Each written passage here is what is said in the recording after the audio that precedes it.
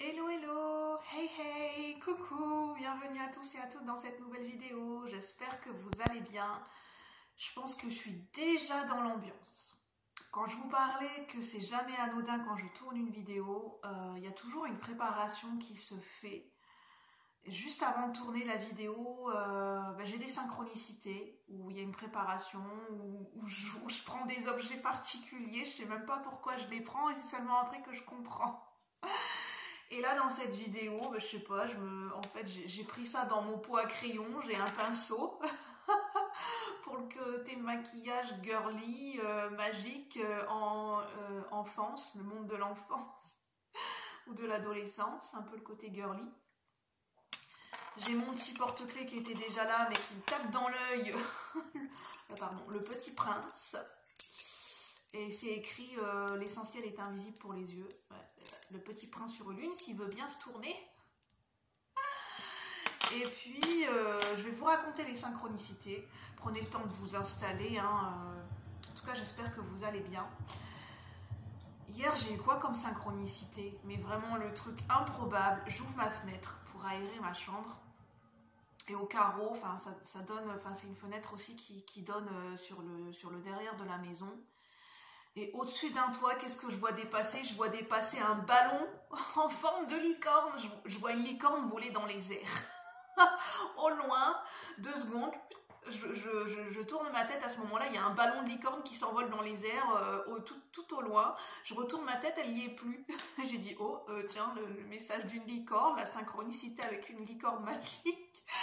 Et de ce fait-là, après, je n'ai pensé qu'aux licornes. Je vais dans un magasin et qu'est-ce que je trouve? C'est un magasin où ils vendent un peu de tout. Et je trouve tout un rayon sur des licornes. Je dis c'est pas possible quoi. Je vois un ballon de licorne voler et je tombe sur des licornes et forcément il y en a une qui m'a appelée et je suis ressortie avec. Donc voilà, une petite licorne pour le monde magique, le monde des rêves, le monde de l'enfance, la symbolique de la licorne, la féerie, la pureté, la magie, remettre de la féerie et de la magie dans sa vie. Donc je vous la présente. Donc c'est vraiment le monde de l'enfance. Avec le Petit Prince, la licorne, le pinceau tout rose. et je rigole toute seule et voilà. En fait, je voulais vous présenter un nouvel oracle que j'ai eu pour mon anniversaire, enfin en avance, mais voilà, en fait, je pense que ça va pas être le sujet du jour. C'est les saisons de la sorcière. Enfin, oracle, voilà, pour mon anniversaire. On va dire ça comme ça et je vous le présenterai une autre fois. Et là j'ai envie de tirer les cartes avec l'oracle du Pays des Merveilles, référence à Alice au Pays des Merveilles et Alice de l'autre côté du miroir. Donc à mon avis ça va être une guidance enfantine, le monde de l'enfance, le monde des rêves, le monde de l'enfant intérieur, de la magie, de la féerie. Et puis on va voir ce qu'on va nous dire. Je sais même pas pourquoi je parle comme ça. Depuis tout à l'heure je suis pompelope. J'ai regardé The Breakfast Club à la télé, des films enregistrés, j'ai regardé le film d'honneur, un film d'adolescent, enfin vraiment, en fait, depuis ce matin, je replonge dans mon adolescence. Je sais pas, je suis en mode enfance, en mode adolescence, je sais pas. En tout cas, voilà, ça fait plaisir. Je pense que c'est parce qu'on est le week-end de Pâques, donc bon week-end de Pâques à tous. Mangez pas trop de chocolat jusqu'à avoir la crise de foie. Alors, qu'est-ce qu'on veut nous dire ici et maintenant avec l'énergie de la licorne, du Petit Prince et d'Alice du Pays des Merveilles? Qu'est-ce qu'on veut bien nous dire pour ce week-end de Pâques et pour ce message intemporel? Pour ceux et celles qui regardent la vidéo pour le plus grand nombre, pour le collectif de la chaîne, qu'est-ce qu'on veut bien nous dire au travers de cette guidance de la magie, de la féerie, de la licorne? Qu'est-ce qu'on veut bien nous dire? Qu'est-ce qu'on a à nous transmettre et à nous dire avec cet oracle? Je disais mangez pas trop de chocolat et voilà cette carte qui tombe. J'avais de confiture aujourd'hui avec toute cette petite fille, avec tous ces gâteaux autour d'elle. Qui a plein de gâteaux autour d'elle jusqu'à n'en plus finir, voilà quoi. Voilà, ça parle de gourmandise. Oui, c'est en accord avec le week-end de Pâques.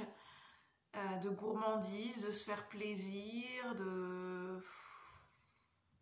de se laisser aller, de se faire plaisir, de pas trop calculer, de pas, voilà, de se faire plaisir. Voilà, c'est la notion de se faire plaisir dans cette carte. Voilà. Bon, on a quand même une petite fille qui n'a pas l'air très contente, très souriante, mais on a la notion de se faire plaisir avec ses gâteaux. 35. Jamais de confiture aujourd'hui. Promesse qui ne se réalise jamais. Mot creux. Ne pas vivre dans le présent. Voilà. C'est se faire plaisir au moment présent, de s'écouter, de se faire plaisir par rapport au moment présent, par rapport à ce qui nous vient, à ce dont on a envie sur l'instant, sur le moment présent. Parce que sinon ça nous parle de promesses qui ne sont non tenues. Ça parle de faire ce que l'on dit, de faire ce que l'on pense, d'être en accord avec ses pensées, avec ce que l'on dit, de faire ce que l'on dit, d'agir dans le sens de ce que l'on dit, de promesses. Et ça parle d'engagement de ce fait-là.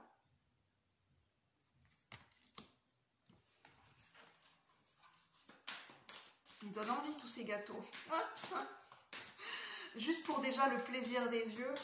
Alors, qu'est-ce qu'on veut bien nous dire au travers de cette guidance? Quels sont les messages qu'on souhaite nous transmettre?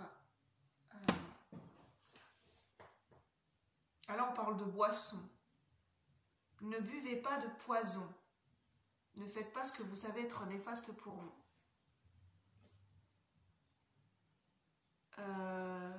Là, ça nous dit de...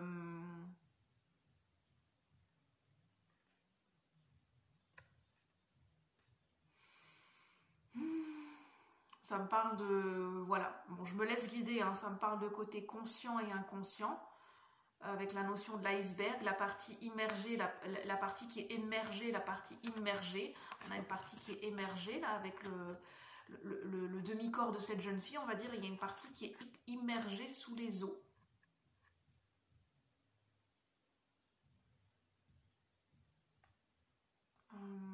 Ça parle de congruence, de cohérence, hein, de faire ce que l'on dit, ce que l'on... Non, ça parle de la cohérence et de l'accord entre ses pensées, ses actes, ses paroles et ses comportements. Une harmonie. On a deux fois le chiffre 8, hein, 35 qui nous ramène à 8 et le chiffre 8. 8, c'est le chiffre du karma et le chiffre de l'abondance. Et l'abondance, ça passe par... l'abondance, c'est déjà être en accord avec ses pensées, être en accord avec ses valeurs, avec ses idées, d'être en accord entre ce que l'on dit, ce que l'on fait, ce que l'on pense. C'est déjà une forme d'abondance, en fait. C'est déjà être dans l'abondance, c'est déjà être connecté à l'abondance. Parce qu'on est en accord avec ses énergies, on est en accord avec soi-même. Alors, est-ce que j'ai d'autres messages?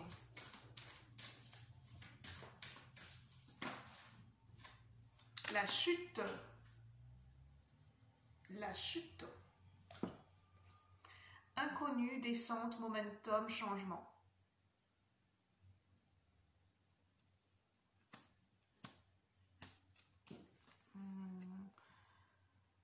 Ça parle de descente, donc d'ascensionner, enfin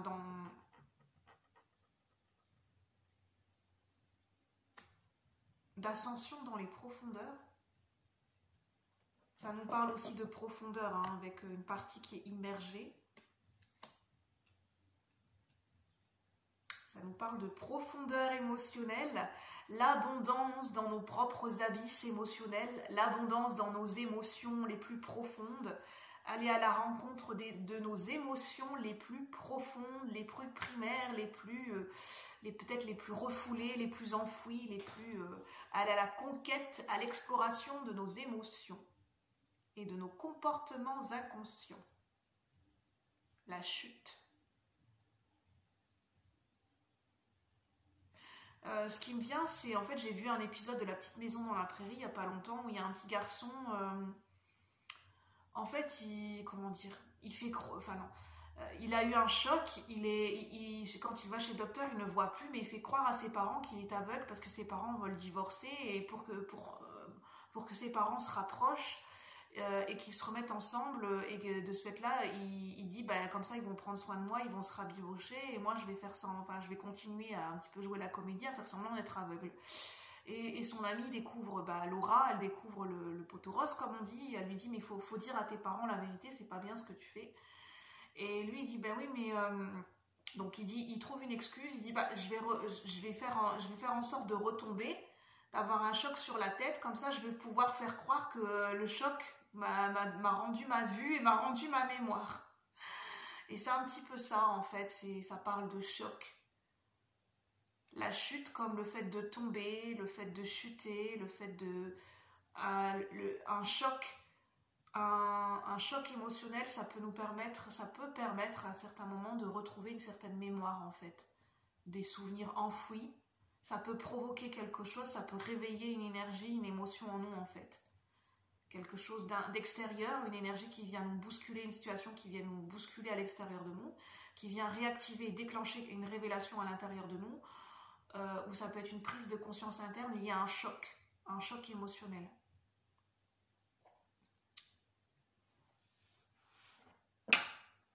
Alors, quels sont les messages ici et maintenant? J'avais un message tout à l'heure, mais je le dis, hein, je ne suis pas médecin, mais le message qui m'est venu, c'est modération au niveau des boissons, au niveau d'une addiction aux boissons, modération, j'entends. Attention, modération, équilibre.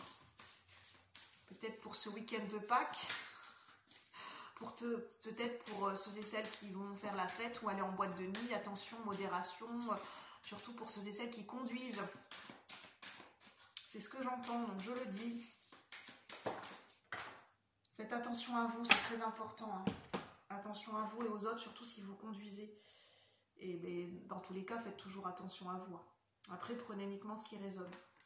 Alors, on a une autre carte.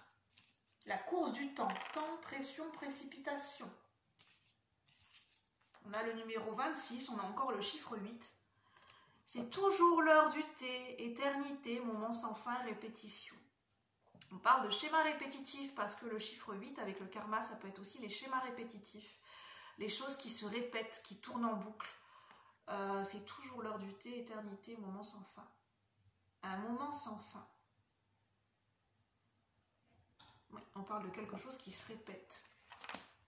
Et c'est marrant, on parle de boisson, parce que là on dit c'est l'heure du thé. C'est toujours l'heure du thé. Le thé, c'est une boisson.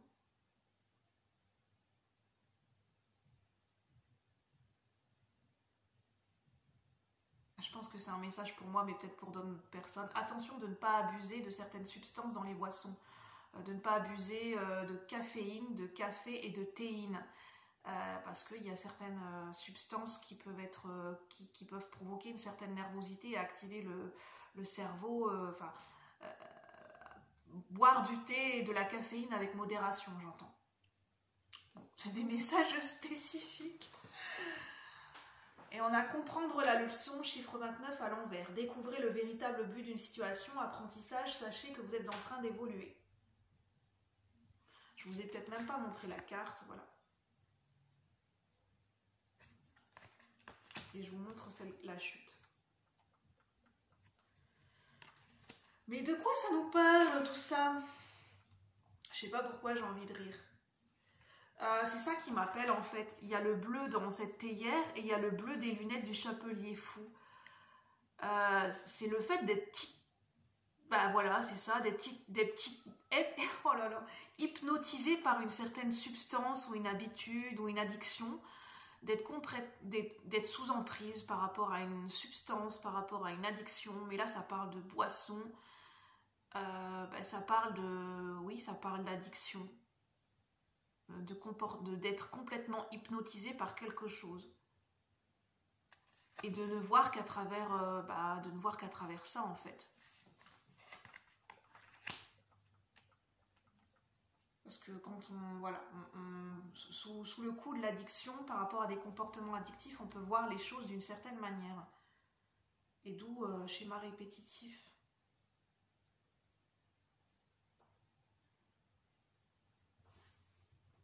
Ne faites pas ce que vous savez être néfaste pour vous. Suivez vos propres conseils.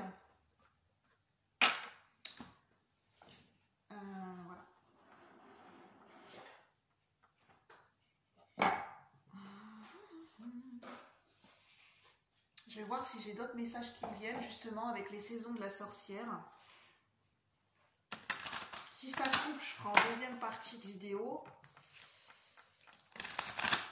Bah, en fait, ça parle de se faire plaisir avec modération. Mais ça parle des bons plaisirs, des plaisirs qui sont sains. Le fait de se faire plaisir à un instant T, mais des plaisirs, le fait de...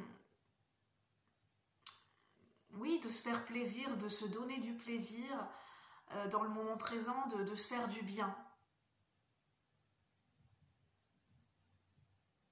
De se faire du bien.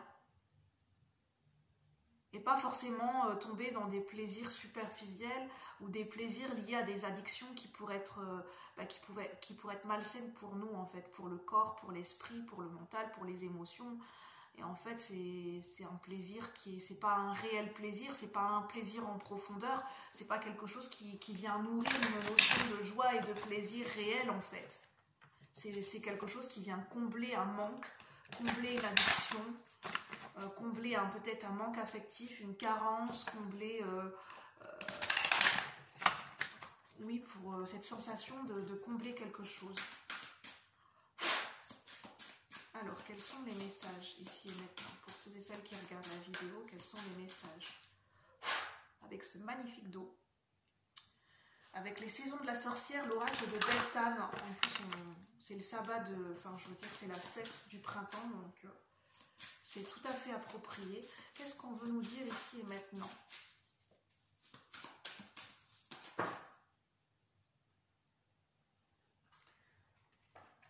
Les amoureux avec le chiffre 6. Alors, je vous montre les cartes qu'on a eues. On a la vache en chiffre 5.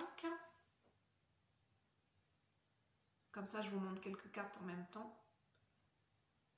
La vache. Oh, la vache. Oh, purée, j'entends. La déesse. Chiffre 14. Qui nous parle de modération, d'équilibre, avec le chiffre 14 qui est la carte de la tempérance dans le tarot. D'équilibre, de modération, de patience et de sagesse. Veille à l'éprouver dans le tréfonds de ton être, car tu es ce que tu crois. Ça nous parle de croyance, ça nous parle de valeur. En fait, ce que l'on croit, c'est ce qui vient s'enraciner en nous. Donc nos croyances, quelque chose auquel on croit, qui est ancré en nous, eh ben, en fait, ça vient se refléter par rapport à notre énergie et en fait, quelque part, c'est un petit peu ce que l'on croit, c'est ce que l'on est. Veille à l'éprouver dans le tréfonds de ton être, car tu es ce que tu crois.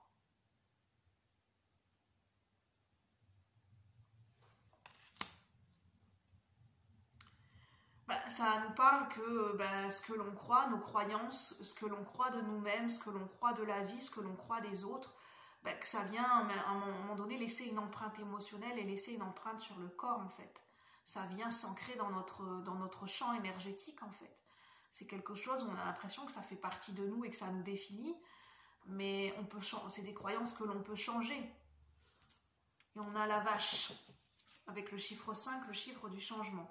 Puisse l'étreinte de tout ce qui t'encourage s'éveiller dans l'être que tu incarnes peu à peu. On parle d'ancrage et d'incarnation et quelque chose qui vient s'imprimer en nous. C'est ça l'incarnation aussi. C'est quelque chose qui s'imprime dans nos mémoires cellulaires, dans notre corps, dans nos émotions. Et c'est pour ça qu'on dit « puisse l'étreinte de tout ce qui t'encourage ». À quoi tu as envie de croire? À quoi tu as envie de t'attacher? À quelque chose qui t'encourage? À des croyances qui te font du bien? À des croyances et des comportements qui sont sains pour toi? À des façons de penser qui sont saines pour toi? Et dans ce cas-là, c'est important cette congruence de nourrir des pensées saines pour soi et justes et d'être en accord avec ses pensées, ses émotions et ses actes dans un bien-être sain. Puisse l'étreinte de tout ce qui t'encourage s'éveiller dans l'être que tu incarnes peu à peu. En fait, c'est de venir semer des graines à l'intérieur de nous pour que ça pousse, pour que ça fertilise et pour que ça laisse une empreinte de quelque chose qui est sain, d'un bien-être sain, d'une énergie qui est saine pour nous-mêmes. autant au niveau des pensées, des émotions, des croyances que l'on a sur nous-mêmes, sur le monde, parce qu'après c'est ce qui vient s'incarner et s'imprimer et s'inscrire en nous, dans nos mémoires cellulaires, dans nos émotions, dans notre corps, dans nos énergies. Et de ce fait-là, si on est plus dans des croyances limitantes, des croyances qui nous enferment, ou des manières de penser qui sont voilà, malsaines et toxiques d'une certaine façon, en fait, ça veut dire en gros, ça signifie qu'on s'intoxique nous-mêmes. Donc ça parle de se détoxifier de croyances limitantes et de pensées pour semer de nouvelles graines, de nouvelles façons de penser, de nouvelles croyances, quelle est la personne que l'on a envie de devenir, quelles sont les croyances qui nous animent aujourd'hui, qu'est-ce qu'on a envie de croire, quelle est notre foi, quelles sont nos valeurs d'aujourd'hui, voilà, qu'est-ce qu'on a envie de faire grandir et de faire nourrir en nous en fait, pour après le manifester dans l'extérieur. Parce que la vache, c'est un animal totem qui représente l'abondance. C'est un animal sacré en Inde qui signifie l'abondance. L'abondance sous toutes ses formes. L'abondance d'émotions, l'abondance de pensées, l'abondance de valeurs, de croyances, qui en fait participe à notre nourriture spirituelle et à la constitution de notre propre champ énergétique et de ce que l'on va dégager en tant qu'énergie, ce que l'on va rayonner et dégager dans le monde extérieur en fait. Quelqu'un qui dégage des bonnes énergies, des énergies saines, va attirer des personnes, ça va attirer les gens, ça va attirer, ça va être avenant, ça va être attractif, plutôt qu'une personne qui inconsciemment aura plutôt sans jugement de valeur qui aura beaucoup plus de croyances limitantes et de pensées qui tournent en rond, de pensées toxiques. En gros, ça va se lire dans son champ énergétique et ça va se répercuter d'une manière ou d'une autre dans sa manière de se présenter au monde en fait. Ça ne sera pas forcément un rayonnement qui sera attractif dans le sens où ça ne va pas forcément attirer une abondance au niveau relationnel, au niveau personnel. Ça va plutôt attirer des situations qui peuvent être toxiques, malsaines, des situations répétitives qu'on a toujours vécues, des cercles vicieux et non pas un cercle vertueux. Le chiffre 8 du karma, ça nous parle de cercle vicieux versus cercle vertueux. De nourrir le dieu ou la déesse qui est en nous, de se reconnaître comme un dieu et une déesse en nous en fait, et de se conduire et de s'honorer tel quel, en allant dans ce sens. Et ça passe par comment on se nourrit au niveau de nos propres pensées, de nos propres émotions, et qu'est-ce qu'on décide de penser et de croire par rapport à nous, voilà. Y a-t-il un troisième message pour ceux et celles qui regardent la vidéo, s'il vous plaît? Pour le collectif de la chaîne par rapport à cette guidance, y a-t-il un troisième message? Y a-t-il un troisième message? En fait, c'est ce que tu sèmes, tu le récoltes. Est-ce que tu sèmes des bonnes graines en toi pour récolter quelque chose d'abondant et d'attractif et de nourrissant pour toi à l'extérieur, dans ton monde extérieur? Ça passe par ton propre champ énergétique. Qu'est-ce que tu viens planter dans ton propre jardin intérieur? Est-ce que c'est des beaux fruits de beaux fruits et de bons légumes? Est-ce que ce sont des belles fleurs que tu viens nourrir d'amour, gorgées de soleil et d'eau, que tu viens nourrir ton propre jardin intérieur et de désherber et d'enlever les mauvaises herbes au fur et à mesure? Ou bien c'est plutôt des ronces ou un jardin qui est inoccupé, inhabité et négligé? Et dans ce cas-là, c'est un petit peu le reflet de ce qui peut se passer dans des situations concrètes dans notre monde extérieur en fait. Puisque le monde extérieur, quelque part, d'une certaine manière, peut-être pas tout le temps à 100%, mais quelque part, il est le reflet de notre propre jardin et de notre propre monde intérieur. Est-ce qu'on prend soin de notre monde intérieur au niveau de nos pensées, de nos émotions, de nos croyances, de notre corps, de l'écoute de notre enfant intérieur, de l'écoute de nos besoins, de l'écoute de nos envies. Est-ce qu'on trouve un équilibre à tout ça? Alors, j'ai une troisième carte qui est tombée. Alors, j'ai la croissance. En moi, j'ai lié mes blessures à ma beauté. Cette beauté qui raconte mon immortalité dans l'immense chanson éternelle qui résonne doucement dans mon esprit. Qu'est-ce que tu te racontes à toi-même? Quelle est cette rengaine, cette chanson? Quelle est cette chanson qui t'habite dans ton esprit? Quelle est cette histoire que tu te racontes à toi-même au niveau de ton mental, au niveau de ton esprit? Est-ce que c'est une chanson plutôt positive ou c'est qu'est-ce qui se répète au niveau des pensées? Quelle est l'histoire que tu te racontes par rapport à toi-même et par rapport à ta vie? Est-ce que c'est juste? Est-ce que c'est en accord? Est-ce que c'est réel et authentique et en cohérence par rapport à ce que tu as vécu? Par rapport à ce que tu as ressenti? Ou est-ce que c'est lié plutôt à l'image que tu t'es donnée par rapport à des projections que les autres ont fait sur toi, par rapport aux propres attentes que les autres ont eues par rapport à toi? Est-ce que c'est ta propre énergie? Est-ce que c'est ta propre histoire? Est-ce que c'est l'histoire que tu as envie de te raconter à toi-même et raconter aux autres par rapport à ton propre vécu? Ça parle de se réapproprier son vécu et son histoire personnelle par rapport aux mots qu'on a envie d'employer, aux images et par rapport à la façon dont on a envie de se présenter au monde. Comment tu as envie de te présenter au monde? Qui es-tu? Qu'est-ce que tu as envie de mettre en avant par rapport à toi-même? Avec la croissance. Qu'as-tu envie de nourrir et de faire grandir en toi? Ça parle d'honorer son passé, d'honorer son histoire, son vécu. En étant en justesse par rapport à soi-même. Bon, je crois que je n'ai pas d'autres messages. Je vais peut-être faire une petite synthèse avec le livre de Krishnamurti, Le sens du bonheur, en bibliomancie. Alors, quel est le message pour ceux et celles qui regardent la vidéo pour cette guidance? Quel est le message pour le collectif de la chaîne, pour cette guidance, pour nous tous? Je suis déjà tombée dessus. Bon. Quelle est donc la véritable tâche assignée à l'homme? C'est à n'en pas douter de découvrir la vérité, de trouver Dieu. Enfin, mettez le mot Dieu, selon vos croyances. Ça peut être la vie, selon vos croyances. C'est d'aimer et de ne pas se laisser piéger par ses propres activités égocentriques.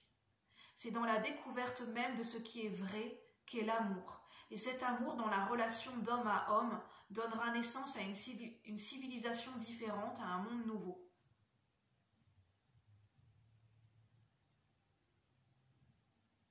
On dit nous vénérons Dieu parce que nous le craignons. C'est la peur, pas l'amour, qui règne dans nos cœurs. Le temple, le fil sacré, la puja, le fil sacré, toutes ces pratiques n'ont rien à voir avec Dieu. Ce sont des émanations de la vanité, de la peur des hommes. Bon, après, prenez comme ça résonne.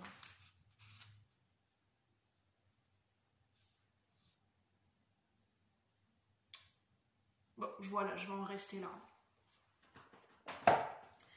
Donc prenez uniquement ce qui résonne. J'ai fait passer les messages comme ils me sont venus. Je me suis laissée guider et puis voilà, je sais que certains messages parleront à certaines personnes et pas à d'autres. C'est une guidance générale, donc ça ne pourra pas parler à tout le monde. Je n'ai pas de vérité absolue, donc écoutez bien votre intuition, c'est le plus important. Bye bye la communauté. Sur ce, je vous souhaite un bon week-end de Pâques et je vous dis à bientôt. Merci.